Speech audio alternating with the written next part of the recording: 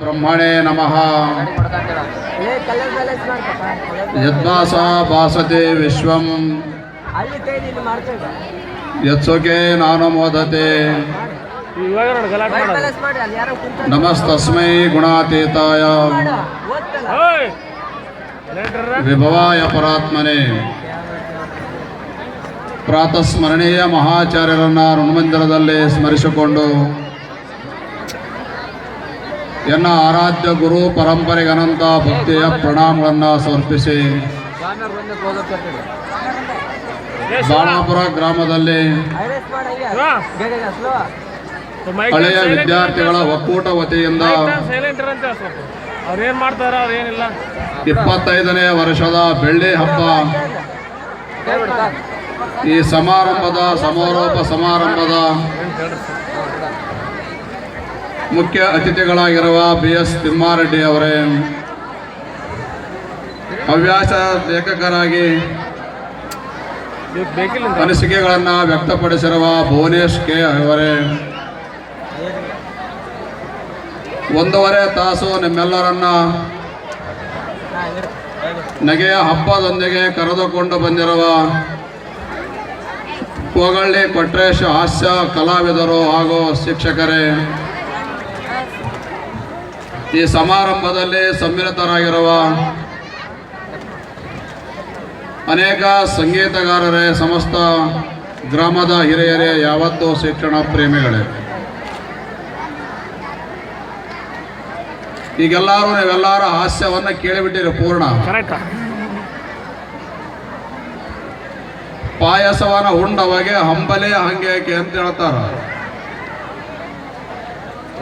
ಯಾರಾದ್ರೂ ಮನೆಯೊಳಗ ಸಿಹಿ ಅಡಿಗೆಯನ್ನ ಮಾಡಿದ ಮೇಲೆ ಒಂದಿಷ್ಟು ಜೋಳದ ಸಂಖ್ಯೆ ತಂದಿಟ್ರೆ ಯಾರು ಊಟ ಮಾಡಂಗಿಲ್ಲ. ಇವೆಲ್ಲ ಈಗ ನಮ್ಮ ಪರಿಸ್ಥಿತಿ ಹಂಗಾಗಿ ಕುಂತೈತಿಲ್ಲ. ಅವ್ರಿಗೆ ಹೇಳಿದ್ವಿ, ನೀವು ಹಾಸ್ಯ ಮಾಡಿದ್ಮೇಲೆ ಯಾರು ಇರಂಗಿಲ್ರಿ, ಕುರ್ಜೆಲ್ಲ ಖಾಲಿ ಆತವನ್ನ. ಕೆಲವರಿಗೆ ಕೆಲವೊಂದು ಹವ್ಯಾಸಗಳಿರ್ತಾವ. ಇದು ಸಮಾರೋಪ ಸಮಾರಂಭ ನಿನ್ನೆಯಿಂದ ಪ್ರಾರಂಭವಾಗಿ ಇವತ್ತು ಸಮಾರೋಪ ಸಮಾರಂಭಕ್ಕೆ ನಾವೆಲ್ಲರೂ ಅಣಿಯಾಗಿರ್ತಕ್ಕಂಥವರಾಗಿವೆ. ಹಾಸ್ಯವನ್ನ ಮಾಡುವಾಗ ಅವರು ಬಹಳ ಸುಂದರವಾಗಿರುವಂತ ಒಂದು ಮಾತು ಹೇಳಿದರು. 1.5 ತಾಸಿನೊಳಗ ಯಾವ್ಯಾವ ನೆನಪಿರ್ತಾವ ನಿಮಗೆ. ಬಹುಮುಖ್ಯವಾಗಿರುವಂತ ಮಾತನ್ನು ಹೇಳಿರೋರು, ಸಿನಿಮಾ ನಟ ನಟಿಯರ ಭಾವಚಿತ್ರದ ಬದಲು ಜನ್ಮ ನೀಡಿರ್ತಕ್ಕಂಥ ತಂದೆ ತಾಯಿಯ ಭಾವಚಿತ್ರವನ್ನು ಹಾಕುವಂತ ಇದು ಬಹುಮುಖ್ಯವಾಗಿರ್ತಕ್ಕಂಥ ಮಾತಿದು. ಅವರು ಹೇಳಿದಂಗ ನೀವೆಲ್ಲರೂ ನಟ ನಟಿಯರನ್ನ ಸಮೀಪಿಸಿಕೊಂಡು ಹೋಗಿ ಯಾರು ನೋಡಕ್ ಆಗಂಗಿಲ್ಲ. ಎಲ್ಲೆಂದ್ರಲ್ಲಿ ಭಾವಚಿತ್ರ ಮಾರ್ತಾ ಇರ್ತಾರ, ತಗೊಂಡು ಬರ್ತಾರೆ, ಮನೆಯೊಳಗೆ ಹಾಕ್ತಾರೆ. ತಂದೆ ತಾಯಿ ಭಾವಚಿತ್ರದ ಜೊತೆಗೆ ನಿಮಗೆ ಸಮೀಪದಲ್ಲಿ ಕಾಣೋರು ಯಾರು ಹೇಗಂತ ಕೇಳ ಹಾಸ್ಯ ಮಾಡಿದವರು. ವಿಜ್ಞಾನ ಯುಗದೊಳಗೆ ನೀವೆಲ್ಲರೂ ಬಹಳ ಸಂತೋಷವನ್ನ ಬಿಟ್ಟು ಬಹಳ ದುಃಖದೊಳಗೆ ಮುಳುಗಿರಿ. ನೀವೆಲ್ಲರೂ ನಿಮಗೆಲ್ಲ ಬಹಳ ಜನರಿಗೆ ಗೊತ್ತಾಯ್ತು ಎಲ್ಲೋ, ಅವಿಭಕ್ತ ಕುಟುಂಬಗಳಾಗಿರೋವೆಲ್ಲ ಹೊಡೆದು ಚಿತ್ರವಾಗಿ ಕೇವಲ ಒಂದೇ ಕುಟುಂಬದಂತಿರೋರೆಲ್ಲರೂ ಗಂಡ ಹೆಂಡತಿ ಮಕ್ಕಳಾಗಿ ಬೇರೆ ಬೇರೆ ಮನೆಗಳನ್ನ ಮಾಡಿಕೊಂಡು ಬದುಕ್ತಾ ಇದ್ರು ಸಹಿತ ಸಂತೋಷ ಇಲ್ಲ ಇವತ್ತು. ಹಾಗಾದ್ರೆ ಸಂತೋಷವನ್ನ ಯಾಕೆ ಕಳ್ಕೊಂಡಿರಿ ಅಂತ ಕೇಳಿದ್ರ,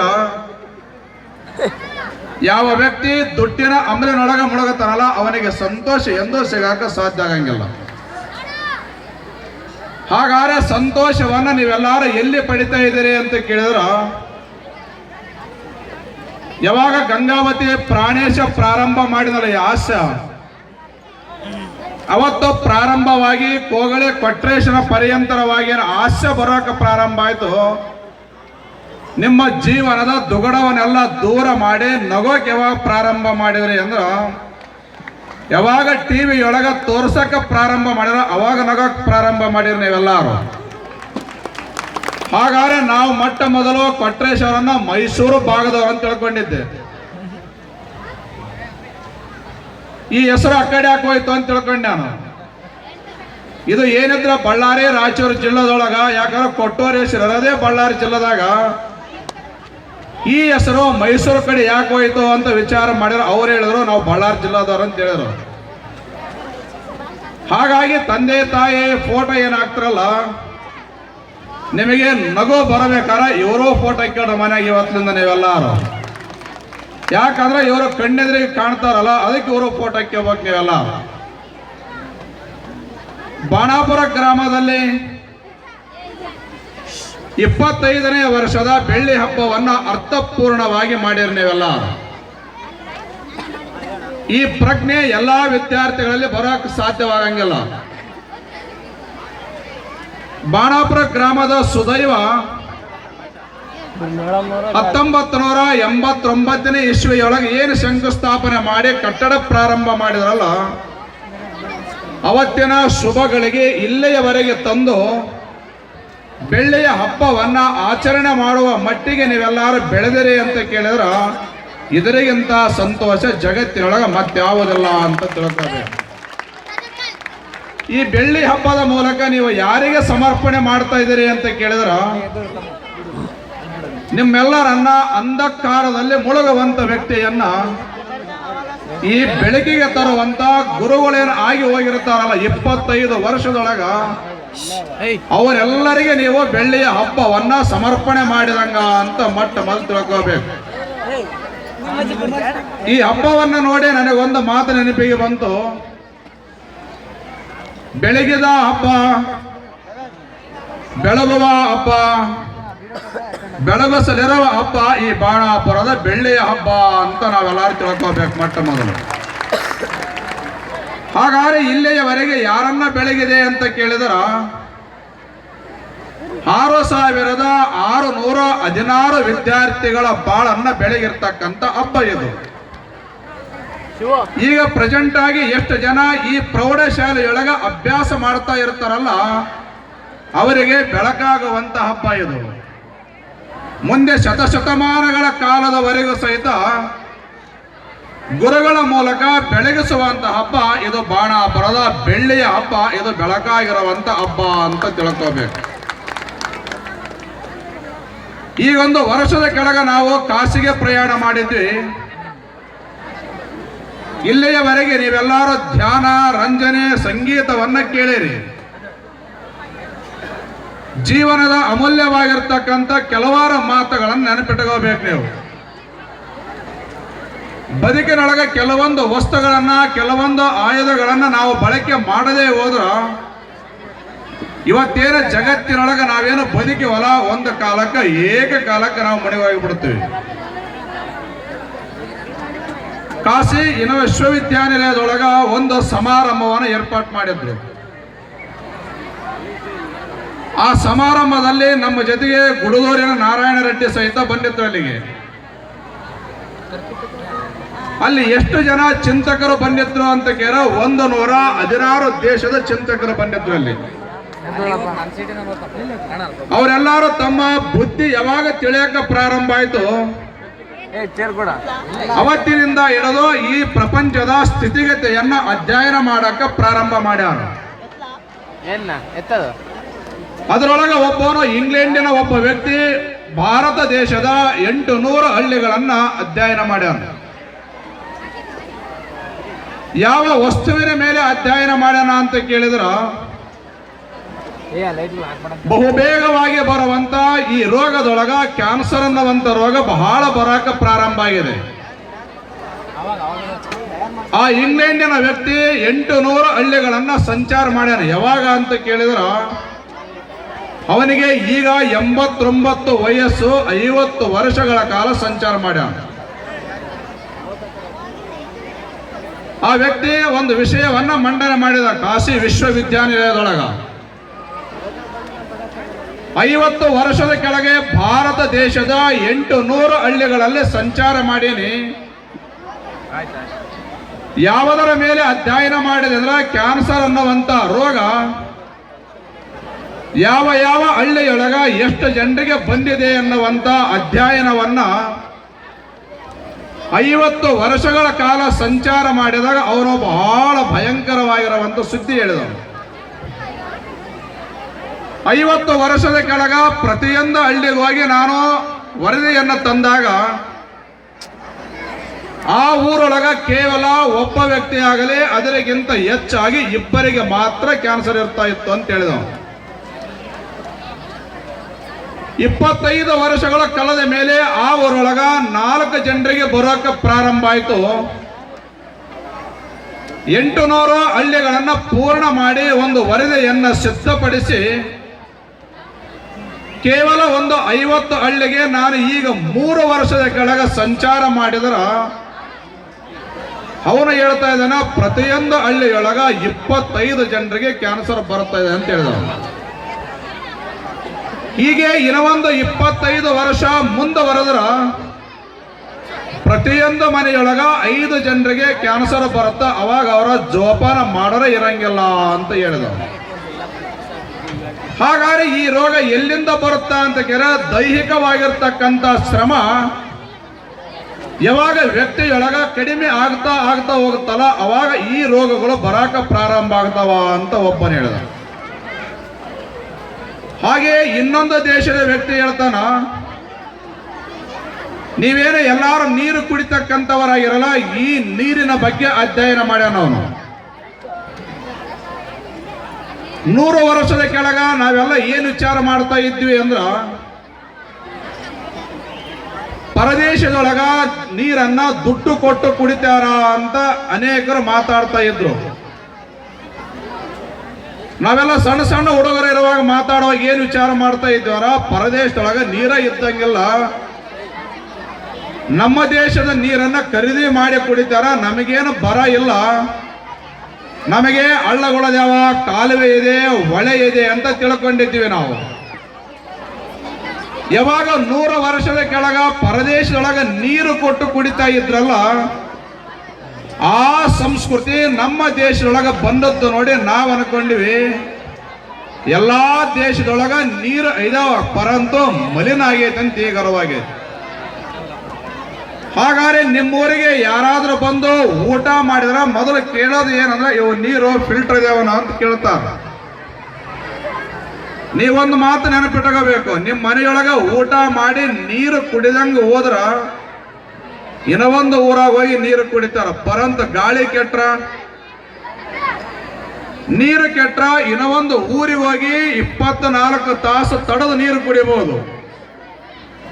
ಅವ್ರು ಬೀಸುವಂತ ಗಾಳಿಯೊಳಗ ಪರಿಸರ ಕೆಡಿತು ಅಂದ್ರ ಒಂದು ಕ್ಷಣದೊಳಗೆ ಎಲ್ಲಾರು ಸತ್ತು ಹೋಗ್ತಾರ. ಹಾಗಾಗಿ ಇನ್ನೊಂದು ದೇಶದ ವ್ಯಕ್ತಿ ಪರಿಸರದ ಮೇಲೆ ಅಧ್ಯಯನ ಮಾಡಿ ಒಂದು ಮಾತು ಹೇಳ್ಯಾರ. ಇವತ್ತು ಅನಾರೋಗ್ಯವಾಗಿರುವಂತ ವ್ಯಕ್ತಿ ಆಸ್ಪತ್ರೆಯೊಳಗೆ ಮಲಗಿದಾಗ ಅವನಿಗೆ ಕೃತಕ ಗಾಳಿಯನ್ನ ಕೊಟ್ಟಿರ್ತಾರ. ಬಹಳ ಜನರಿಗೆ ಅನುಭವ ಆಗಿರ್ತದದು. ಒಂದು ಕೃತಕ ಗಾಳಿಯನ್ನ ಕೊಡಬೇಕಾದ್ರೆ ಒಂದು ಸಿಲಿಂಡರ್ನ ಬೆಲೆ 700 ರೂಪಾಯಿ ಬೀಳುತ್ತ. ಒಬ್ಬ ಅನಾರೋಗ್ಯನಾಗಿರ್ತಕ್ಕಂಥ ವ್ಯಕ್ತಿಗೆ 24 ತಾಸುಗಳ ಕಾಲ ಕೃತಕ ಗಾಳಿಯನ್ನ ಕೊಡಬೇಕಾದ್ರೆ ಒಂದು ದಿನಕ್ಕೆ 3 ಸಿಲಿಂಡರ್ಗಳು ಕಲಾಸಾತಾವ. ಹಾಗಾದ್ರೆ ಒಂದು ಸಿಲಿಂಡರ್ 700 ರೂಪಾಯಿ ಬಿದ್ರ 3 ಸಿಲಿಂಡರ್ ಮೇಲೆ 2100 ರೂಪಾಯಿ ಆಗತ್ತ. ಹಾಗಾದ್ರೆ ನಾವು ಖರೀದಿ ಮಾಡಿ ಉಸಿರನ್ನ ತಗೋಬೇಕಾದ್ರೆ ಒಂದು ದಿನಕ್ಕೆ ಅನಾರೋಗ್ಯದ ವ್ಯಕ್ತಿಗೆ 2100 ರೂಪಾಯಿ ಕೊಡಬೇಕಾಗತ್ತ. ನಾವು ನಿಮ್ಮ ಮನೆಯ ಮುಂದಿರ್ತಕ್ಕಂಥ ಒಂದು ವೃಕ್ಷ, ಒಂದು ಗಿಡ ಏನೋ ದುಡ್ಡು ಕೇಳಲಾರದೆ ಒಂದು ದಿನಕ್ಕೆ 24 ತಾಸಿಗೆ 200 ಜನರಿಗೆ ಗಾಳಿಯನ್ನ ಕೊಡ್ತಕ್ಕಂಥ ಕೆಲಸ ಒಂದು ಮರ ಮಾಡುತ್ತಾ. ಹಾಗಾಗಿ ಇವತ್ತು ಮರವನ್ನ ಬೆಳೆಸಲಾರದೆ ನಾವು ಹೆಂಗೆ ಸತ್ತೀವಿ ಅಂದ್ರ ಗಾಳಿ ಒಂದು ಸಲ ಕೆಟ್ಟಿತು ಅಂದ್ರೆ ಎಲ್ಲೆಂದ್ರಲ್ಲೇ ಸಾಯಕ್ ಪ್ರಾರಂಭ ಆಗುತ್ತು. ನಾವು ಕೃತಕ ಗಾಳಿಯನ್ನ ಒಂದು ದಿನಕ್ಕ 200 ಜನರಿಗೆ ಕೊಡಬೇಕಾದ್ರೆ 6 ಲಕ್ಷ ರೂಪಾಯಿ ಬೇಕಾಗತ್ತ. ಹಾಗೆ ನಿಮ್ಮ ಮನೆಯ ಮುಂದಿರುವಂತ ಒಂದು ವೃಕ್ಷ ಪುಗಸಟ್ಟೆಯಾಗಿ ಒಂದು ದಿನಕ್ಕ 6 ಲಕ್ಷ ರೂಪಾಯಿದ ಕಿಮ್ಮತ್ತಿನ ಶುದ್ಧವಾಗಿರ್ತಕ್ಕಂಥ ಗಾಳಿಯನ್ನ ಜಗತ್ತಿನೊಳಗ ಯಾರು ಕೊಡ್ತಾರ ಅಂದ್ರ ಮನುಷ್ಯ ಕೊಡಂಗಿಲ್ಲ, ವೃಕ್ಷಗಳು ಕೊಡ್ತಾವಲ್ಲ. ಆ ವೃಕ್ಷವನ್ನು ಅವಶ್ಯವಾಗಿ ನಾವು ಗೆಳಸಕ್ ಪ್ರಾರಂಭ ಮಾಡಬೇಕು. ಇವತ್ತು ಬಾಣಾಪುರ ಗ್ರಾಮದಲ್ಲಿ ಬೆಳ್ಳಿಯ ಹಬ್ಬವನ್ನ ಆಚರಣೆ ಮಾಡಿರಿ. ಬಹಳ ಸಂತೋಷವಾಗಿ 2 ದಿನಗಳ ಕಾಲ ಹಬ್ಬವನ್ನ ಮಾಡಿರಿ. 25 ವರ್ಷದ ಕೆಳಗ ಯಾರೋ 8ನೇ ಕ್ಲಾಸಿಗೆ ಬಂದಿದ್ರಲ್ಲ ಅವರೆಲ್ಲ ನೌಕರಿ ತಗೊಂಡಿರ್ತಾರ. ಕೆಲವರು ನೌಕರಿ ತಗೊಳ್ಳಾರ್ದೇ ಊರಾಗಿರ್ತಾರ.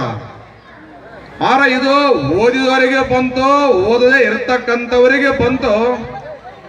ಯಾರ್ಯಾರು 10ನೇ ತರಗತಿವರೆಗೆ ಈ ಶಾಲೆಯಾಗ ಓದಿರ್ತಾರಲ್ಲ ಅವರಿಗಿದ ಹಬ್ಬ ಬೆಳ್ಳಿ ಹಬ್ಬ ಅಂತ ತಿಳ್ಕೋಬೇಕು.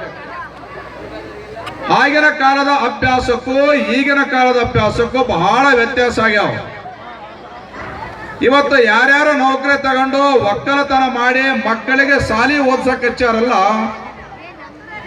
ಅವ್ರ ಎಲ್ಲಾರ ಮಕ್ಕಳು ಹಳ್ಳಿಯಾಗ ಓದಕ್ ಹಚ್ಚಿಲ್ಲ, ಅವ್ರೆಲ್ಲಾರು ನಗರದಾಗ ಓದಕ್ ಹಚ್ಚಾರ. ಅವರು ಓದೋ ಮಕ್ಕಳು ಹೆಂಗೆ ಬೆಳಿತಿದಾರ ಅಂತ ಕೇಳಿದ್ರ ಈಗೆಲ್ಲ ಹಾಸ್ಯದಾಗ ಹೇಳಿದ್ರು. ಅವರು ಎಂತೆಂತ ಪದಗಳು ಬಂದವ ಅಂತ ಹೇಳಿರಲ್ಲ ಹಂಗ ಹೊಂಟಾರ ಈಗೆಲ್ಲ ಪ್ರಪಂಚ. ಅವರು ಓದೋದು ಹೆಂಗ ಅಂತ ಕೇಳಿದ್ರ ಒಂದು ಕಿಮ್ಮತ್ತಿನ ಮೊಬೈಲ್ ಇಟ್ಕೊಂಡಿರ್ತಾರ, ಆ ಕಿವಿಯೊಳಗೆ ಒಂದು ಇಯರ್ಫೋನ್ ಇಟ್ಕೊಂಡಿರ್ತಾರ. ಒಂದು ತಿಂಗಳು ಪಾಸ ತಗೊಂಡು ಬಾಗಲ್ಯಾಗ ನಿಂತಿರ್ತಾರ. ಅವ್ರು ಒಳಗಂತೂ ಹೋಗಿರಂಗಿಲ್ಲ. ಯಾರು ಮುಪ್ಪಾದವ್ರು ಬಂದು ಒಂದು ಸೀಟು ಕೊಡಪ್ಪ ಅಂದ್ರ ಹಾಸ್ಯದವಾಗಿ ಯಾರೋ ಒಬ್ಬರು ಹೇಳಿದ್ರು.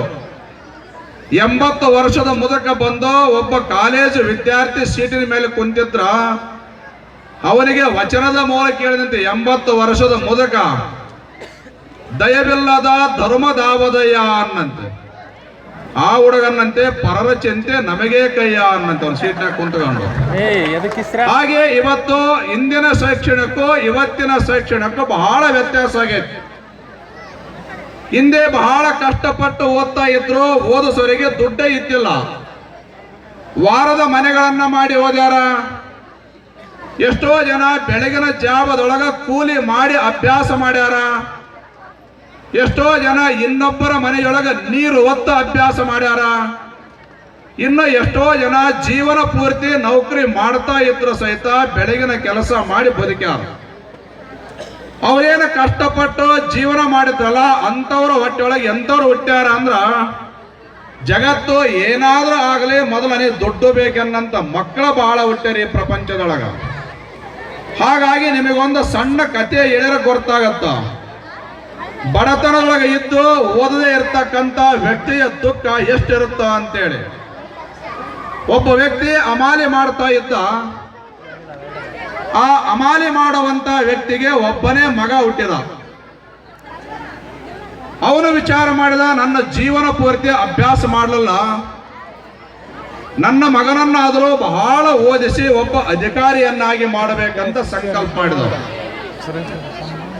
ಕೂಲಿ ಮಾಡ್ತಾ ಮಾಡ್ತಾ ಆ ಮಗನನ್ನ ಮೊದಲು ಪ್ರೈಮರಿ ಸ್ಕೂಲಿಗೆ ಹಾಕಿದ.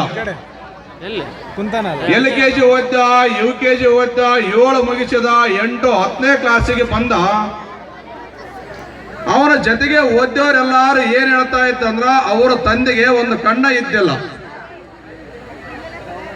ಅವರ ತಂದೆಗೆ ಕಣ್ಣಿಲ್ದ ಇರ್ತಾಗ ಓದುವಂತ ವಿದ್ಯಾರ್ಥಿಗಳು ಗೆಳೆಯರೆಲ್ಲ ಏನಂತಿದ್ರು ಅಂದ್ರ ಅವನ ಬಂದ ಕೊಳ್ಳೆ ಒಂಕಣ್ಣನ ಮಗ ಬಂದ ಅಂತದ್ರು. ಅವನಿಗೆ ಒಂದು ಕಣ್ಣಿಲ್ದವನು ಬಂದ ಅಂದ ಕೊಳ್ಳೆ ಇದನ್ನ 1ನೇ ಕ್ಲಾಸ್ನಿಂದ ಕೇಳಿ ಕೇಳಿ ಅವನಿಗೆ ಜಿಗುಪ್ಸಾಗಿತ್ತಲ್ಲ. ಕಾಲೇಜಿಗೆ ಹೋಗುವಾಗ SSLC ಒಳಗ ಕೆಲವಾರು ಜನ ಪಾಸ್ ಆಗಿ ಅವನ ಜೊತೆಗೆ ಕಾಲೇಜಿಗೆ ಹೋದ್ರು. ಅವ್ರ ಅಪ್ಪಗೆ ಹೇಳಿದ, ನಾನು ಕಾಲೇಜ್ ಓದಂಗಿಲ್ಲ ಅಂದ. ಯಾಕೆ ಓದಂಗಿಲ್ಲ ಅಂದ ಕೂಡಲೇ ಅವನು ಅವ್ರ ಅಪ್ಪಗೆ ಹೇಳ್ತಾನ, ನನ್ನ ಜೊತೆಗೆ ಓದಿರುವಂತ ಕೆಲವಾರು ಗೆಳೆಯ ಉನ್ನತವಾಗಿರುವಂತ ವ್ಯಾಸಂಗ IAS ಓದಿಬಿಟ್ಟವು. ಪೂರ್ಣ IAS ಆದ ಕೂಡಲೇ ಅದರೊಳಗ ಪ್ರಥಮ ರ್ಯಾಂಕ್ ಬಂದ. ಅವನಿಗೆ ಜಿಲ್ಲಾಧಿಕಾರಿ ಆರ್ಡರ್ ಕೊಟ್ಟರು. ಅವನು ಎಲ್ಲಿಗೆ ಬಂದಿದ್ದಾನ, ಯಾವ ಜಿಲ್ಲೆಯೊಳಗೆ ಹುಟ್ಟಿದ್ದಲ್ಲ ಅದೇ ಜಿಲ್ಲೆಗೆ ಅಧಿಕಾರಿಯಾಗಿ ಬಂದವ. ಅವನೆಲ್ಲ ಓದಿ ಪಾಸ್ ಆಗೋದ್ರೊಳಗ ಅವನ ಜೊತೆಗಿದ್ದವರೆಲ್ಲರೂ ಕೆಳದರ್ಜೆ ನೌಕರರಾಗಿದ್ರು. ಕೆಲವಾರು ಸ್ನೇಹಿತರು ಅದೇ ಕಚೇರಿಯೊಳಗ ಕೆಳದರ್ಜೆ ನೌಕರರಾಗಿ ಕೆಲಸ ಮಾಡ್ತಾ ಇದ್ರು. ಇವನು ಜಿಲ್ಲಾಧಿಕಾರಿಯಾಗಿ ಬಂದ ಕೂಡಲೇ ಎಲ್ಲಾರು ಹೂಗುಚ್ಚ ಹಿಡ್ಕೊಂಡು ನಿಂತಿದ್ರು. ಇವರು ಕಾರಿನಿಂದ ಕೆಳಗಿಳಿದ ಕೂಡಲೇ ಅವನಿಗೆ ಹೂಗುಚ್ಚ ಕೊಟ್ಟು ಅಂದ್ರೆ ಇವನು ಬ್ಯಾರ್ಯಾರಲ್ಲ, ನಮ್ಮ ಅಂಕಣ್ಣನ ಮಗ ಅಂದ್ರು. ಅವನಿಗೆ ಬಹಳ ದುಃಖ ಆಯಿತು. ಅಷ್ಟೊತ್ತಿಗೆ ಅವರ ತಂದೆಗೆ 80 ವರ್ಷ ವಯಸ್ಸಾಗಿತ್ತು. ಅಸ್ಪಷ್ಟವಾಗಿ ಕಾಣುವಂತ ತಂದೆ ಒಂದು ಕನ್ನಡಕವನ್ನು ತರಿಸಿ ಹಾಕೊಂಡಿದ್ನಲ್ಲ,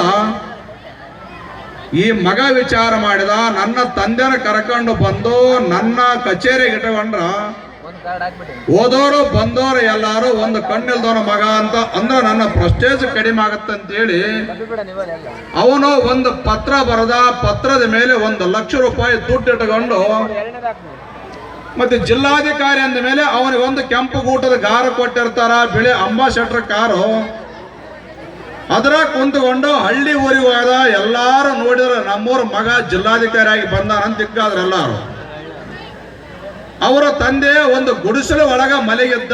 ಆರನ್ನು ಕೊಟ್ಟರು. ಎದ್ದು ಬರೋದ್ರೊಳಗಾಗಿ ಈ ಮಗ ಏನು ಮಾಡಿದ್ದಾರ, ಆ ಗುಡಿಸಲು ಬಾಗಿಲ ಮೇಲೆ 1 ಲಕ್ಷ ರೂಪಾಯಿ ತಾನು ಬರೆದಿರುವಂತ ಪತ್ರ 2 ಇಟ್ಟು ಕಾರ್ ಎತ್ಕೊಂಡು ಹೋಗ್ಯಾಬಿಟ್ಟವ. ತಂದೆ ಅಗೂರು ಕೆತ್ತು ಬರೋದ್ರೊಳಗಾಗಿ ಅಲ್ಲಿ ಯಾರು ಇದ್ದಿಲ್ಲ. ಪಕ್ಕದ ಮನೆ ಹುಡುಗನ ಕೇಳ್ತಾನ, ಯಾರೋ ಬಂದಿದ್ರಲ್ವ ಅಂದ. ಏ ಅಜ್ಜ, ನಿನ್ನ ಮಗ ಬಂದಿದ್ದ, ಅವನು ಜಿಲ್ಲಾಧಿಕಾರಿ ಆಗ್ಯಾನ ಅಂದಕೊಳ್ಳಿ ಬಹಳ ಸಂತೋಷ ಆಗ್ಬಿಡ್ತೀವಿ ಅವನಿಗೆ. ನನ್ನ ಪರಿಶ್ರಮ ಭಗವಂತ ಫಲಿಸಿಬಿಟ್ಟ. ಎಲ್ಲೇದ ನನ್ನ ಮಗ ಅಂದ್ಕೊಳ್ಳಿ, ಎಲ್ಲೇದ ನಿನ್ನ ಮಗ? ಕಾರಣ ಕುಂತ್ಕೊಂಡು ಹೋದ. ಒಂದಿಟ್ಟು ದುಡ್ಡಿಟ್ಟ ನೋಡು ಬಾಗಿಲ ಮೇಲೆ ಅಂದು.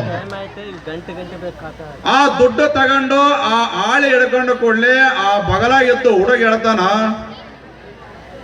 ನಿನ್ನ ಮಗ ಬರೇ ದುಡ್ಡಿಟ್ಟಿಲ್ಲ, ಇದ್ರೊಳಗ ಒಂದಿಷ್ಟು ವಿಷಯಗಳು ಬರದಾನ, ಓದಲೇನೋ ಅಂದವನು. ಆ ಅಮಾಲಿ ವ್ಯಕ್ತಿ ಹೇಳ್ತಾನ, ನನಗಂತೂ ಓದಾಕ ಬರಂಗಿಲ್ಲ, ಓದಿ ಹೇಳು ಅಂದ ಕೂಡಲೇ ಇವನು ಬಹಳ ಓದಿದ ಮಗ ಪತ್ರ ಬರೆದಿದ್ದ. ಏನು ಬರೆದಿದ್ದ ಅಂದ್ರ, ನಿನಗೆ ನನಗೆ ಜನ್ಮ ನೀಡಿದ್ದು ಬಹಳ ಧನ್ಯ. ನಿನ್ನ ಪರಿಶ್ರಮದಿಂದ ಇವತ್ತು ನಾನು ಜಗತ್ತಿನೊಳಗೆ ಮೆಚ್ಚುವಂತ ಒಬ್ಬ ಮಗ ಆಗೀನಿ. ಇದರಿಂದ ಯಾರಾದ್ರೂ ಪರಿಶ್ರಮ ಇದ್ರ ಅದು ನಿಂದ. ಆದ್ರೆ ನಿನ್ನನ್ನು ಕರ್ಕೊಂಡೋಗಿ ನನಗೆ ಕೊಟ್ಟಿರುವಂತ ಕಚೇರಿಯೊಳಗೆ ಇಟ್ಕೋಬೇಕೆನ್ನುವಂತ ಮನಸ್ಸು ಇದೆ. ಆರು ಬಂದೋರು ಓದೋರು ಎಲ್ಲಾರು ನಿನ್ನ ನೋಡಿದ ಮೇಲೆ ಇವನು ಬೇರೆ ಯಾರಲ್ಲ, ಒಂದು ಕಣ್ಣಿಲ್ದವನ ಮಗ ಅಂತ ಕರೀತಾರಲ್ಲ, ಆ ಪ್ರತಿಷ್ಠೆ ಕಡಿಮೆ ಆಗತ್ತ, ಅಪಮಾನ ಆಗತ್ತ ಅಂತ ನಿನ್ನ ಕರ್ಕೊಂಡು ಹೋಗೋದು ಬಿಟ್ಟೀನಿ. ನಿನಗೆ ಏನಾದರೂ ತೊಂದರೆ ತಾಪತ್ರಯಗಳು ಬಂದ್ರ ಪತ್ರ ಬರೀ, ತಿಂಗಳಿಗೆ ಸರಿಯಾಗಿ ನಿನಗೆ ಇಂದಿಷ್ಟು ದುಡ್ಡು ಕಳಿಸ್ತೇನೆ, ನನ್ನಲ್ಲಿ ಬಂದಿರಬೇಡ ಅಂತ ಬರೆದು. ತಂದೆ ಬಹಳ ಆಸೆ ಇಟ್ಟುಕೊಂಡಿದ್ದ, ನನ್ನ ಮಗ ಓದಿ ಬರ್ತಾನ, ದೊಡ್ಡ ಅಧಿಕಾರಿಯಾಗಿ ಬರ್ತಾನ, ನನ್ನ ಇಟ್ಟುಕೊಂಡು ಜೋಪಾನ ಮಾಡ್ತಾನ, ಕೊನೆಗಾಲದೊಳಗೆ ಸುಖ ಅನುಭವಿಸಬಹುದು ಅಂತ ಅನ್ಕೊಂಡಿದ್ದ. ಯಾವಾಗ ಈ ಪತ್ರ ಓದಿದ ಕೂಡಲೇ ಅವನಿಗೆ ಬಹಳ ದುಃಖ ಆಯ್ತಲ್ಲ. ಅವಾಗ ಅವನೊಂದು ಪತ್ರ ಬರೀತಾನ ಮಗನಿಗೆ. ಓದಿಲ್ದೇ ಇರ್ತಕ್ಕಂಥವ್ರು ಏನು ದಡ್ರು ಅಂತ ತಿಳ್ಕೊಳಂಗಿಲ್ಲ. ಅವರು ನಮಗೆಲ್ಲ ಬೆಳೆಸಿದ ಮೇಲೆ ನಾವೆಲ್ಲ ವಿದ್ಯಾವಂತರು. ಅವರು ಏನು ಕೊಟ್ಟಿಲ್ಲ ನೋಡಿಲ್ಲ ಅಂದ್ರೆ ನಮ್ಮಂತ ಶತಮೂರ್ಖರ ಜಗತ್ತಿನೊಳಗೆ ಮತ್ತೆ ಯಾರಿಲ್ಲ ಅಂತ ತಿಳ್ಕೋಬೇಕು. ಮಗನಿಗೆ ಒಂದು ತಂದೆ ಪತ್ರ ಬರಿತಾನೆ. ಏನು ಬರದ ಅಂದ್ರ, ನೀನೇನು ಬಂದು 1 ಲಕ್ಷ ರೂಪಾಯಿ ಒಂದು ಪತ್ರ ಇಟ್ಟಿದ್ದೆಲ್ಲ ನೋಡಿ ಬಹಳ ಸಂತೋಷ ಆಯ್ತು ಅಂದ. ಆರೋ ನಾನು ಬಹಳ ದಿವಸದಿಂದ ನಿನಗೊಂದು ವಿಷಯ ಹೇಳಬೇಕಾಗಿತ್ತು, ಹೇಳುವಂತ ಪ್ರಸಂಗ ಬರಲಿಲ್ಲ. ಇವತ್ತು ಅದು ಭಗವಂತ ಕೂಡಿಸಿಕೊಟ್ಟಾನ, ಅದಕ್ಕೆ ನನಗೆ ಬಂದು ಹೇಳಕ್ ಆಗಂಗಿಲ್ಲ. ಈ ಪತ್ರದ ಮೂಲಕ ನಿನಗೆ ಹೇಳ್ತೀನಿ ಅಂತ ಬರದವನು. ನೀನು ಹುಟ್ಟಿದಾಗ ನಿನಗೆ ಒಂದು ಕಣ್ಣಿದ್ದಿಲ್ಲ. ನಾನೇನು ಅನ್ಕೊಂಡಿದ್ದೇನ, ನನ್ನ ಮಗ ನನ್ನಂಗ ದಟ್ಟನಾಗಬಾರದು, ವಿದ್ಯಾವಂತನಾಗಬೇಕಂತೇಳಿ ಅನೇಕ ವೈದ್ಯರಲ್ಲಿ ನಿನ್ನನ್ನು ಕರ್ಕೊಂಡು ಹೋದ್ರ. ಡಾಕ್ಟರ್ ಹೇಳಿದ್ರು, ಸರಿಯಾಗಿ ಓದಿ ವಿದ್ಯಾವಂತನಾಗಬೇಕಾದ್ರೆ 2 ಕಣ್ಣಿದ್ದರೆ ಓದಂಗಲಿ ಪ್ರಪಂಚದಾಗ. ನಿನ್ನ ಮಗನಿಗೆ ಕೇವಲ ಒಂದೇ ಕಣ್ಣೈತೆ. ಯಾರು ಇನ್ನೊಂದು ಕಣ್ಣನ್ನ ದಾನ ಮಾಡಿದ್ರೆ ತಗೊಂಡು ಬಾ, ಆಗ್ತೀವಂತ ಹೇಳಿದ್ರು. ಆ ಸಮಯದೊಳಗೆ ನಾನು ವಿಚಾರ ಮಾಡಿದೆ, ನಾನಂತೂ ಓದಂಗಿಲ್ಲ, ನನಗೆ ಒಂದು ಕಣ್ಣು ಓದೋ ಚಿಂತೆ ಇಲ್ಲ, ನನ್ನ ಮಗನಿಗೆ 2 ಕಣ್ಣಿರಬೇಕಂತೇಳಿ ನನಗಿರುವಂತ ಒಂದು ಕಣ್ಣನ್ನ ಕಿತ್ತಿ ನಿನಗೆ ಕೊಟ್ಟೀನಿ. ಇವತ್ತು ನನಗೆ ನೀನು ತರಿಸಿಗೆ 6 ಜೀವ ಇರೋವರೆಗೆ ನಾನು ಕೊಟ್ಟಿರುವಂತ ಕಣ್ಣಿಗೆ ಮಾತ್ರ ಎಂದೂ ನೀರು ತರಿಸ್ಬೇಡ ಅಂತ ಪತ್ರ ಬರೆದು.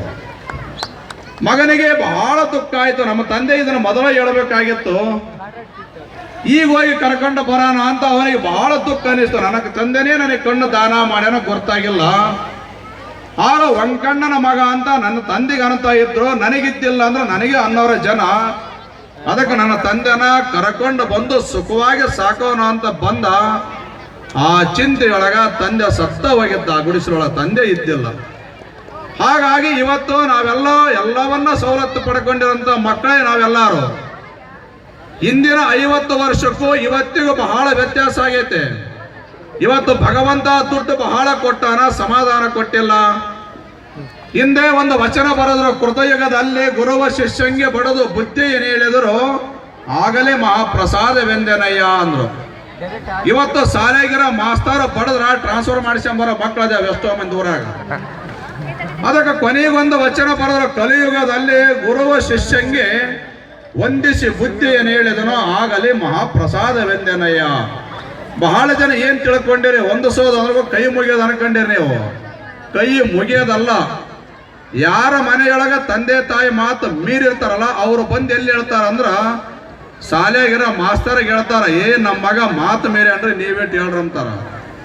ಅವಾಗ ಗುರುಗಳು ಕರೆದು ಕೇಳ್ತಾರ, ಏನ್ ಮಾತು ಮೀರಿಗೆ ಅಂದ್ರೆ ನನಗೊಂದು ಮೊಬೈಲ್ ಬೇಕಂತ. ನನಗೆ ಮೊಬೈಲ್ ಕೊಡಿಸಿದ್ರೆ ನಾನು ಶಾಲೆಗೆ ಹೋಗೋದು ಅಂತ ಕೂಡ ಎಷ್ಟು ರೂಪಾಯಿ ಕೇಳಿದೆ ಅಂದ್ರ 20,000 ಸ್ಯಾಮ್ಸಂಗ್ ಬೇಕಂತ. ಅವಾಗ ಗುರುಗಳು ಹೇಳ್ತಾರ, ಅಷ್ಟು ರೊಕ್ಕದ ಬೇಡ, 2,000 ರೂಪಾಯಿ ತಗಂತಾರ. ವಂದಿಸಿ ಬುದ್ಧಿ ಏನು ಹೇಳಿದನು ಆಗಲಿ ಮಹಾಪ್ರಸಾದವೆಂದೆನಯ್ಯ. ಅವನಿಗೆ ಒಂದು ಮೊಬೈಲ್ ಅನ್ನು ವಂದಿಸಿ ಬುದ್ಧಿ ಹೇಳಕ್ ಪ್ರಾರಂಭ ಮಾಡಿದ ಈ ಕಾಲದೊಳಗ.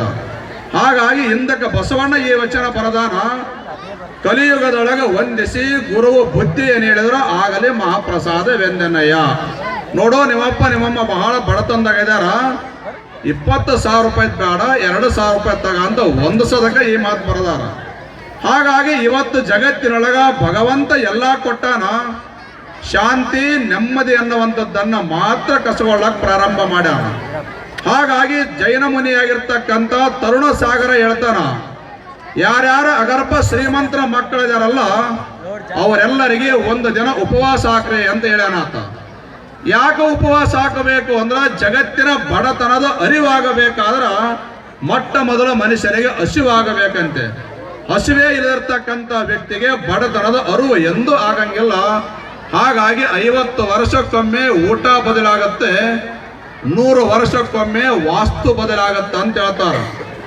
50 ವರ್ಷಕ್ಕೆ ಊಟ ಹೆಂಗ ಬದಲಾವಣೆ ಆಗತ್ತೆ ಅಂದ್ರೆ, ಈ ಬಾಣಾಪುರ ಗ್ರಾಮದಾಗ 50 ವರ್ಷದ ಕೆಳಗೆ ಯಾರೂ ಹಿಂಗಿತ್ತಿಲ್ಲ. ನೀವೆಲ್ಲಾರು ಏನ್ ಊಟ ಮಾಡ್ತಿದ್ರಿ ಅಂತ ಕೇಳ, ಜೋಳದ ಅನ್ನ ಉಂಡೋರಿದಾರ, ನವಣೆ ಅನ್ನ ಉಂಡೋದವರಿದಾರ, ಬಹಳ ಬಡತನದಾಗಿದ್ದವರು ಗಂಜಿ ಕುಡಿದವರು ಇರ್ತಾರೆ ಈ ಊರಾಗ.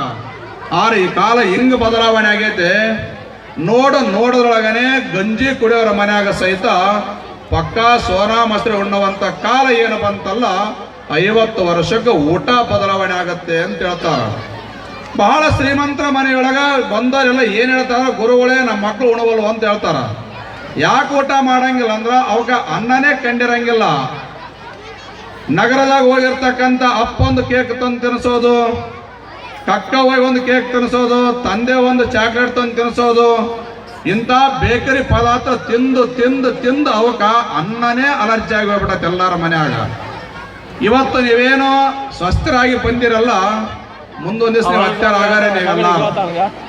ಇವತ್ತು ಯಾರಾದ್ರೂ ಬೀಗರು ನಿಮ್ಮ ಮನೆಗೆ ಬಂದ್ರೆ ಫೋನ್ ಮಾಡಿ ಬರೋ ಕಾಲ ಬಂದೈತಿ. ಅದು ಮಗಳನ್ನ ಕರೆಯಕ್ ಬರಕ್ ಹಚ್ಚಿ ಅಂದ್ರೆ ಯಾರ್ಯಾರು ಬರ್ತಾರ ಅಂತ ಕೇಳ್ತಾರ.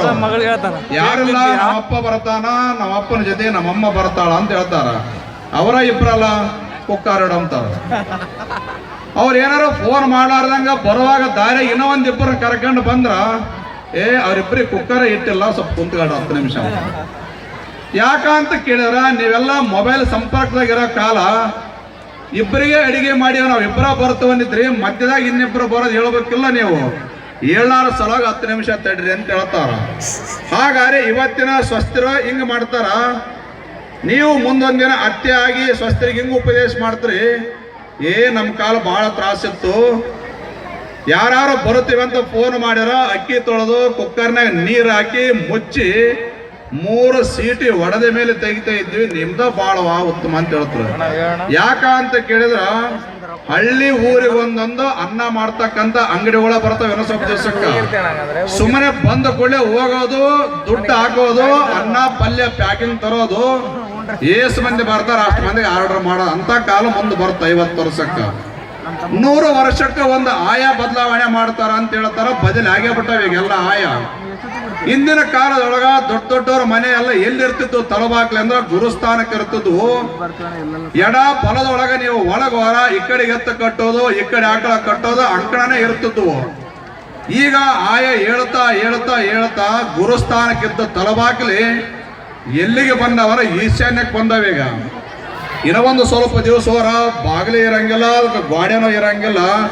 ಬಾಗಿಲೇ ಒಂದಲ್ಲಿ ಮನೆ ಒಂದಲ್ಲಿ ಆಗ ಕಾಲ ಬಂದ್ರೆ ಬರ್ಬೋದು. ಹಾಗಾಗಿ 50 ವರ್ಷಕ್ಕೆ ಊಟ ಬದಲಾಗುತ್ತೆ, 100 ವರ್ಷಕ್ಕೆ ವಾಸ್ತು ಬದಲಾವಣೆ ಆಗತ್ತಲ್ಲ. ಇಂಥ ವೈಜ್ಞಾನಿಕ ಯುಗದಲ್ಲಿ ನಾವು ಸುಸಂಸ್ಕೃತರಾಗಬೇಕಾಗಿದೆ, ಧರ್ಮವಂತರಾಗಬೇಕಾಗಿದೆ. ಇವತ್ತು ನಿಮ್ಮ ಮನೆಯೊಳಗ ಬರೇ ಪಾಶ್ಚಿಮಾತ್ಯ ವಿದ್ಯೆಯನ್ನು ಕಲಿತರೆ ನಡೆಯಂಗಿಲ್ಲ. ನಿಮ್ಮ ದೇಶೀಯ ಧರ್ಮವನ್ನು ಕಲಿಸುವಂತ ಪರಂಪರೆಯನ್ನು ಬೆಳೆಸಬೇಕು. ಇವತ್ತು ಬಾಣಾಪುರ ಗ್ರಾಮದ ಬೆಳ್ಳಿ ಹಬ್ಬ ನೋಡಿ ನಮಗೆ ಬಹಳ ಸಂತೋಷವಾಗಿದೆ. 12 ವರ್ಷದಲ್ಲಿ ಬಹಳ ಮನ ತುಂಬಿರ್ತಕ್ಕಂಥ ಸಮಾರಂಭ ಯಾವುದಾದ್ರೆ ರೌಡಕುಂದಿ ಹಿರೇಮಠದ ಪರಮ ಪೂಜ್ಯರಿಗೆ ಅತ್ಯಂತ ಸಂತೋಷ ತಂದಿರುವಂತ ಹಬ್ಬ ಬಾಣಾಪುರದ ಬೆಳ್ಳಿಯ ಹಬ್ಬ ಅನ್ನುವಂತ ಮಾತನ್ನು ಹೇಳ್ತಾ, ಇಲ್ಲಿ ಕಲಾವಿದರನ್ನ ಕರೆಸಿದ್ದೀರಿ, ಹಾಸ್ಯಗಾರರನ್ನು ಕರೆಸಿದ್ದೀರಿ, ಸಾಹಿತ್ಯಗಾರರನ್ನು ಕರೆಸಿದ್ದೀರಿ, ಉಪದೇಶಕ್ಕಾಗಿ ಗುರುಗಳನ್ನ ಕರೆಸಿದ್ದೀರಿ. ಅಷ್ಟೇ ಅಲ್ಲ, ಈ ಶಾಲೆಯೊಳಗ ಓದಿ ನೌಕರಿ ತಗೊಂಡವ್ರನ್ನ ಸಹಿತ ಕರೆಸಿ ಸತ್ಕಾರ ಮಾಡಿದ್ದನ್ನು ನೋಡಿ ಎಲ್ಲ ವೈಭವಪೂರ್ಣವಾಗಿರ್ತಕ್ಕಂಥ ಸಮಾರಂಭ ಈ ಬೆಳ್ಳಿ ಹಬ್ಬ ಸಮಾರಂಭ ಎನ್ನುವಂಥ ಮಾತನ್ನು ಹೇಳಿ ಇವತ್ತಿನ ಬಾಣಾಪುರ ಗ್ರಾಮದ ನಮ್ಮ ತಿಮ್ಮಾರೆಡ್ಡಿ ಅವರು ನಮಗೆ ಬಹಳ ಆತ್ಮೀಯ ಭಕ್ತರು. ಅವರು ಮೋಕಾದಲ್ಲಿರ್ತಕ್ಕಂಥ ತಂಬ್ರಳ್ಳಿ ವ್ಯಾಪ್ತಿಯ ಮುದ್ದು ಮಲ್ಲೇಶ್ವರ ದೇವಸ್ಥಾನದಲ್ಲಿ 20 ವರ್ಷಗಳ ಕಾಲ ಮುದಿಮಲ್ಲೇಶ್ವರ ಪುರಾಣವನ್ನು ಪ್ರಾರಂಭ ಮಾಡಿಸಾರ. ನಮ್ಮ ಗೋಟೂರಿನ ಪಾಲಾಕ್ಷ ರೆಡ್ಡಿ ಅವರ ಮಗ ಗೋವರ್ಧನ ರೆಡ್ಡಿ ಇನ್ನೂ ಅನೇಕರು ಸೇರಿ ಪುರಾಣ ಪ್ರಾರಂಭ ಮಾಡಿಸ್ಯಾರ. ಆ ಪುರಾಣ ಈಗ 20ನೇ ವರ್ಷಕ್ಕೆ ಪಾದಾರ್ಪಣೆ ಮಾಡಿ ತಿಮ್ಮಾರೆಡ್ಡಿಗೆ ಏನು ಹೇಳ್ತೀವಿ ವೇದಿಕೆ ಮುಖಾಂತರ ಅಂದ್ರೆ, ನಿಮ್ಮವರ ಹೆಂಗೆ 25ನೇ ವರ್ಷದ ಪ್ರೌಢಶಾಲೆ ಬೆಳ್ಳಿ ಹಬ್ಬ ಮಾಡಿರಲ್ಲ, ಹಾಗೆ ಧರ್ಮಾತೀತವಾಗಿರ್ತಕ್ಕಂಥ ಮೋಕ್ಷಾಂಬಿಕಾ ಮುದ್ದು ಮಲ್ಲೇಶ್ವರನ 25ನೇ ವರ್ಷದ ಬೆಳ್ಳಿ ಹಬ್ಬವನ್ನ ಇದೇ ಪ್ರಮಾಣವಾಗಿ ಸಂಭ್ರಮವಾಗಿ ಮಾಡಬೇಕಂತ ಹೇಳುತ್ತಾ ಅವರು ಬಹಳ ಆತ್ಮೀಯ ಭಕ್ತರಾಗಿದ್ದಾರೆ ಅನ್ನುವಂಥ ಮಾತನ್ನು ಹೇಳುತ್ತಾ, ಈ ಸಮಾರಂಭದಲ್ಲಿ ನಮ್ಮ ಕೊಟ್ರೇಶ್ ಅವರು ಮನದುಂಬಿ ಹಾಸ್ಯವನ್ನ ಮಾಡಿದರು. ಬಹುಶಃ ಸಮಯ ಕೊಟ್ರ ಇವತ್ತು ಶಿವರಾತ್ರಿ ಆಗ್ತತ್ತದು, ನಾಳೆ ಶಿವರಾತ್ರಿ ಇರೋದಕ್ಕ ಉಂಡೋರು ಉಂಡಿರ್ತೀರಿ, ನಾಳೆಲ್ಲ ಉಪವಾಸ ಮಾಡಿರಂತ ಬಿಟ್ಟು ಕೊಟ್ಟಾರ. ನಮ್ಮೆಲ್ಲ ಕಾರ್ಯಕರ್ತ ವಿದ್ಯಾರ್ಥಿಗಳು, ಹಳೆ ವಿದ್ಯಾರ್ಥಿಗಳು ಬಹಳ ಪರಿಶ್ರಮ ಪಟ್ಟು ಈ ಸಮಾರಂಭವನ್ನು ಮಾಡಿರ್ತಕ್ಕಂಥವರಾಗಿದ್ದಾರೆ. ಈ ಸಮಾರಂಭದ ವೀಕ್ಷಣೆಯನ್ನ ಸುಮಾರು 8,000 TV ಒಳಗೆ ನೋಡಂಗ ಇಲ್ಲಿ ವ್ಯವಸ್ಥೆಯನ್ನ ಮಾಡಿರ್ತಕ್ಕಂಥವರು ಉಮಾಶಂಕರ್ ಅವರಿಗೂ ಎಲ್ಲರಿಗೂ ಕಾಣಂಗೆ ಮಾಡ್ಯಾರ. ಎಲ್ಲರೂ ಇಲ್ಲಿ ಬಂದ್ರೆ ಜಾಗ ಆಗಂಗಿಲ್ಲ ಅಂತೇಳಿ 8,000 TV ಮೂಲಕ ಕಾಣಂಗೆ ಮಾಡ್ಯಾರ. ಇನ್ನು ಎಲ್ಲದಕ್ಕಿಂತ ವಿಶೇಷ ಏನಂತ ಕೇಳಿದ್ರೆ, ಈ ಮೈಕಾಸುರ ಇಲ್ಲ ಅಂದ್ರೆ ಎಲ್ಲ ಕಾರ್ಯಕ್ರಮನೇ ಇಲ್ಲ. ಅದಕ್ಕೆ ಈ ಧ್ವನಿವರ್ಧಕವನ್ನು ಮಾಡ್ಯಾರಲ್ಲ ಬಹಳ ಅಚ್ಚುಕಟ್ಟಾಗಿ ಮಾಡ್ಯಾರ. ನಮ್ಮ ಕೊಟ್ರೇಶ್ ಅವರು ಅಗಲೆಲ್ಲ ಧ್ವನಿ ಕೊಡ್ರಿ ಅಂತಿದ್ರು. ಇದು ಒಂದು ಫೇಲ್ ಆಯ್ತಾರ ಎಲ್ಲ ಕಾರ್ಯಕ್ರಮನೇ ಫೇಲ್ ಆದಂಗ, ಯಾವ ತೊಂದರೆ ಇಲ್ಲದಂಗ ಧ್ವನಿವರ್ಧಕ ಸೇವೆಯನ್ನು ಮಾಡಿರ್ತಕ್ಕಂಥವ್ರಿಗೂ ಶುಭವಾಗಲಿ. ಇನ್ನು ಬೆಳಕು ಕೊಟ್ಟಾರಲ್ಲ, ಒಂದೊಂದು ಕಾರ್ಯಕ್ರಮದಾಗ 2 ಲೈಟ್ ಹಾಕಿರ್ತಾರೆ, ಮುಂದೆ ಕುಂತಾರ ಕಾಣಂಗಿಲ್ಲ ಎಲ್ಲಿದ್ದಾರೆ ಅಂತೇಳಿ. ಅವ್ರು ಇಲ್ಲಿ ಒಂದೊಂದು ಕಂಬಕ್ಕೆ ಒಂದೊಂದು ಲೈಟ್ ಹಾಕ್ಯಾರ. ಈ ಸಮಾರಂಭ ಬಹಳ ಅರ್ಥಪೂರ್ಣವಾಗಿ ಮಾಡಿರಿ. ಅದರ ಜೊತೆಗೆ ಸ್ವಯಂ ಪ್ರೇರಿತವಾಗಿರ್ತಕ್ಕಂಥ ರಕ್ತದಾನ ಶಿಬಿರ, ಜಗತ್ತಿನೊಳಗ ಅವಸರದಲ್ಲಿ ಎಲ್ಲ ಸಿಗ್ಬೋದು, ರಕ್ತ ಸಿಗಂಗಿಲ್ಲ ಅಂತ ರಕ್ತದಾನ ಶಿಬಿರವನ್ನು ಮಾಡಿರ್ತಕ್ಕಂಥವ್ರಾಗಿರಿ. ಎಲ್ಲದಕ್ಕಿಂತನೂ ಮಿಗಿಲಾಗಿರ್ತಕ್ಕಂಥ ದಾನ ಅನ್ನದಾನ. ಅನ್ನ ದೇವರ ಮುಂದೆ ಇನ್ನೊಂದು ದೇವರಿಲ್ಲ. 2 ದಿನ ಕಾರ್ಯಕ್ರಮ ಮಾಡಿ ಊಟ ಇಟ್ಟಿಲ್ಲ ಅಂದ್ರೆ ಯಾರು ಬರಂಗಿಲ್ಲ ಇಲ್ಲಿ. ಆರು ನಿರಂತರವಾಗಿ 48 ತಾಸುಗಳ ಕಾಲ ಅನ್ನದಾನ ಮಾಡಿರ್ತಕ್ಕಂಥವರಿಗೂ ಅನಂತ ಮಂಗಲಾಶೀರ್ವಾದಗಳಿರಲಿ. ನಿರೂಪಣೆಯನ್ನು ಮಾಡಿರ್ತಕ್ಕಂಥವರಿಗೂ ಮತ್ತು ಈ ಸಮಾರಂಭದಲ್ಲಿ ಅನೇಕರು ಪಾಲ್ಗೊಂಡಿರ್ತಕ್ಕಂಥವರಾಗಿದ್ದಾರೆ, ಅನೇಕರು ಸತ್ಕಾರವನ್ನು ಮಾಡಿರ್ತಕ್ಕಂಥವರಾಗಿದ್ದಾರೆ.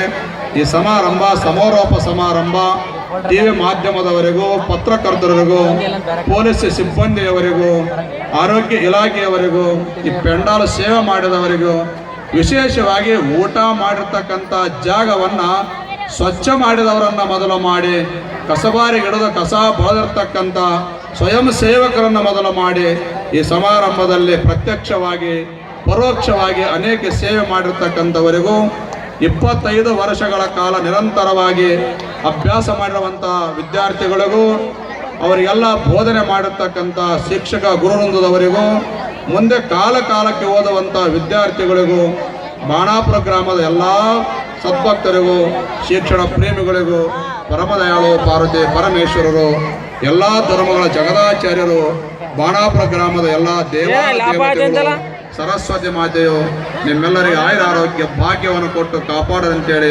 ಶುಭಾಶೀರ್ವಾದಕ್ಕೆ ವಿರಾಮ ಒಯ್ಯುತ್ತೇವೆ. ಓಂ ಶಾಂತಿ ಶಾಂತಿ ಶಾಂತಿ.